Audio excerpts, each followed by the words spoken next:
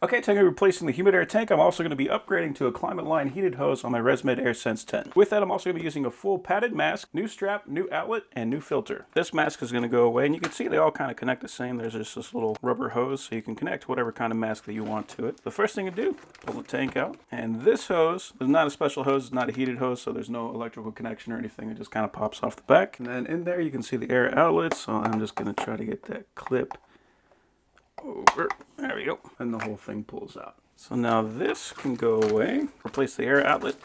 Just make sure we got it facing the right way, and that will press in. As long as that tab clipped in, we are good to go. And for the tank, we can't see that as a legitimate ResMed tank.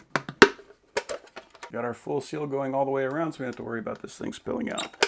And that will just clip right into the side. This is going to be a nice upgrade. This is the ClimateLine heated hose, so this is going to make the whole experience much more pleasant. So you can see the contacts there. Those are going to slide in right there. Get a new filter. It just kind of sits in its little cavity right there.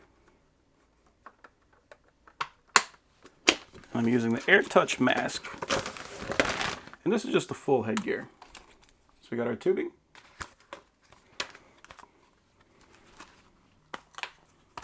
The tubing just clips right onto the front. Just like I said before, any hose will work. This one does have that little sensor in the middle, but it does not matter. You can just plug this directly in.